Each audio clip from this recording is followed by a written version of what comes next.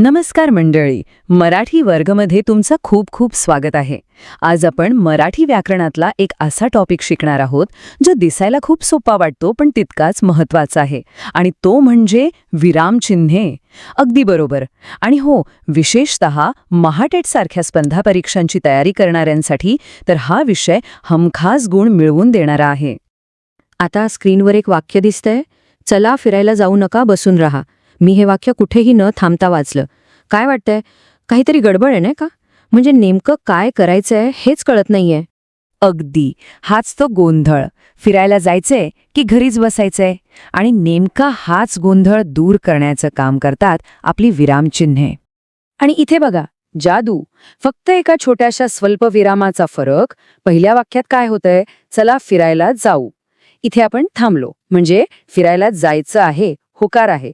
आणि दुसऱ्या वाक्यात चला फिरायला जाऊ नका, इथे थांबलो, म्हणजे बसून राहायचं आहे, नकार आहे.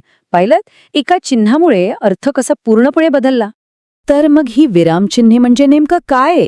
अहो, सोप्या भाषेत सांगायचं झालं ना, तर आपल्या लिखाणातले ट्रॅफिक सिग्नल्स आहेत हे. जसं रस्त्यावर लाल दिवा लागला की आपण थांबतो, हिरवा लागला की पुढे जातो, तसंच लिखाणात कुठे थांबायचं, किती वेळ थांबायचं, हेही चिन्हे आपल्याला सांगतात. त्यामुळे काय होतं, तर अर्थ एकदम स्पष्ट होतो. चला तर मग आजच्या आपल्या ह्या अभ्यासात आपण काय काय पाहणार आहोत त्यावर एक नजर टाकूया. सगळ्यात आधी तर ही विरामचिन्हे काय आहेत आणि ती इतकी महत्त्वाची का आहेत हे समजून घेऊ. त्यानंतर थांबण्यासाठी कोणती चिन्ह वापरायची, भावना किंवा प्रश्न कसा दाखवायचा, एखाद्या शब्दावर जोर कसा द्यायचा आणि शब्द कसे जोडायचे, हे सगळं आपण मस्त उदाहरणांसोबत शिकणार आहोत. आणि हो, शेवटी सराव आणि पुढची तयारी कशी करायची हे सुद्धा सांगणार आहोत. तुम्हाला एक गंमत माहिती आहे का? म्हणजे ही विरामचिन्हे आपल्या मराठीत आली तरी कुठून? पूर्वीच्या काळी ना आपल्या लिखाणात फक्त एक उभी रेष असायची, म्हणजे दंड.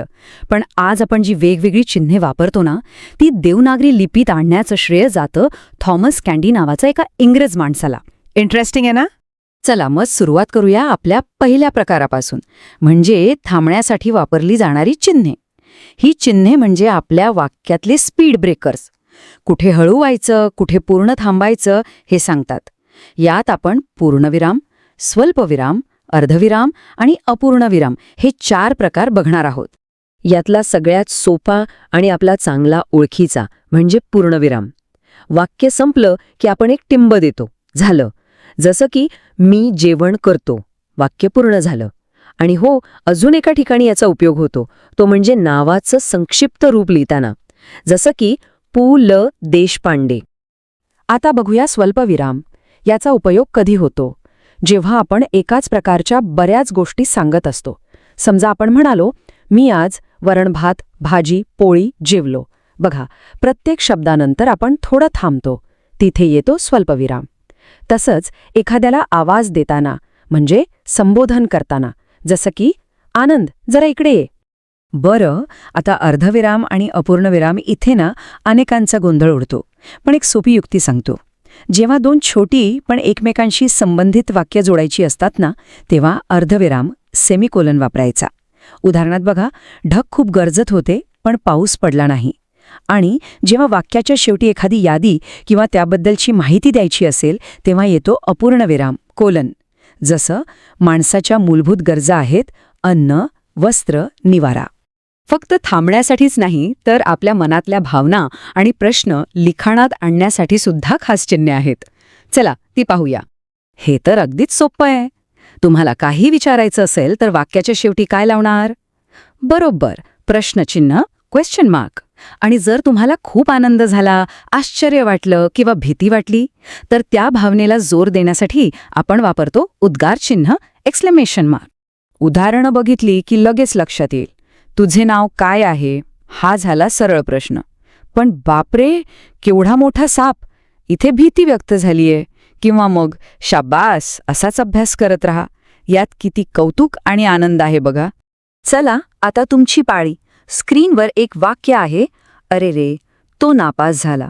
आता या रिकाम्या जागी कोणतं चिन्ह येईल बरं? वाक्यातला भाव ओळखा आणि तुमचं उत्तर पटकन कॉमेंट बॉक्समध्ये लिहा. बघूया कोणाचं उत्तर बरोबर येतंय. ओके, आता पुढचा प्रकार. कधीकधी आपल्याला वाक्यातल्या एखाद्या विशिष्ट शब्दावर किंवा वाक्यावर जास्त लक्ष वेधायचं असतं. त्यासाठी वापरली जातात अवतरण चिन्हे. आणि यात 2 प्रकार आहेत, एकेरी आणि दुहेरी. यातला फरक एकदम सोपा आहे. जेव्हा एखाद्या शब्दावर किंवा पुस्तकाचा, सिनेमाच्या नावावर जोर द्यायचा असतो, तेव्हा वापरायचं एकेरी अवतरण चिन्ह, सिंगल कोट्स. जसं की श्यामची आई हे पुस्तक मी वाचलं. आणि जेव्हा एखादी व्यक्ती बोलली आणि तिचे शब्द जसेच्या तसे सांगायचे असतील, तेव्हा वापरायचं दुहेरी अवतरण चिन्ह, डबल कोट्स, म्हणजे डायरेक्ट स्पीच. उदाहरणार्थ, तो म्हणाला, मी घरी येईन. आणि हो, एक महत्वाची गोष्ट, आज आपण विरामचिन्हे शिकतोय, पण मराठी व्याकरणात असे अनेक महत्वाचे टॉपिक आहेत. त्या सगळ्यांवरचे सविस्तर व्हिडिओ तुम्हाला आमच्या चॅनलच्या प्लेलिस्टमध्ये मिळतील. त्याची लिंक खाली डिस्क्रिप्शनमध्ये दिली आहे, नक्की तपासा. तुमच्या परीक्षेच्या तयारीला खूप मदत होईल. चला, आता आपण आपल्या विश्लेषणाच्या शेवटच्या टप्प्याकडे आलो आहोत. आता बघूया शब्द जोडणारी चिन्हे, संयोग चिन्ह आणि अपसारण चिन्ह. या दोन्हींमध्ये एक छोटा पण महत्वाचा फरक आहे. संयोग चिन्ह डॅश हे लहान असतं, ते 2 शब्द जोडतं, जसं स्त्री पुरुष, 2-3. तर अपसारण चिन्ह डॅश जे थोडं लांब असतं, ते वाक्यात मध्येच काहीतरी अतिरिक्त माहिती किंवा स्पष्टीकरण देण्यासाठी वापरतात. उदाहरणार्थ, तिची मुलगी जी एक डॉक्टर आहे, आज येणार आहे. तर मंडळी, अशा प्रकारे आपण जवळजवळ सर्व महत्वाची विरामचिन्हे आणि त्यांचे उपयोग पाहिले. पण फक्त पाहून किंवा ऐकून भागत नाही का? खरी कसोटी लागते सरावात. म्हणून तुमची तयारी एकदम पक्की करण्यासाठी आम्ही काही गोष्टींची सोय केली आहे. पहिलं म्हणजे गरज वाटल्यास हे विश्लेषण पुन्हा एकदा बघा. दुसरं म्हणजे या सगळ्या माहितीच्या PDF नोट्स आम्ही डिस्क्रिप्शनमध्ये दिल्या आहेत, त्या डाउनलोड करा. आणि तिसरं आणि सगळ्यात महत्त्वाचं, तिथेच दिलेल्या क्विजच्या लिंकवर जाऊन सराव करा. जितका जास्त सराव कराल तितका आत्मविश्वास वाढेल. आणि जाता जाता एक गोष्ट कायम लक्षात ठेवा, लेखनात विरामचिन्हे नसतील तर अर्थाचा अनर्थ व्हायला वेळ लागत नाही. हे आपण सुरुवातीलाच अनुभवलं आहे. तर मग आजच्या या माहितीमधून विरामचिन्हांचं महत्त्व तुमच्या लक्षात आलं असेल अशी आशा आहे.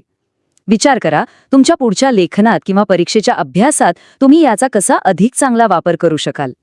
जर तुम्हाला आजचं हे विश्लेषण आवडलं असेल, माहितीपूर्ण वाटलं असेल, तर या व्हिडिओला एक लाईक नक्की करा. तुमच्या मित्रमैत्रिणींसोबत शेअर करा जे परीक्षेची तयारी करत आहेत. आणि हो, मराठी वर्ग चॅनलला सबस्क्राईब करायला अजिबात विसरू नका. भेटूया पुढच्या विश्लेषणात. धन्यवाद.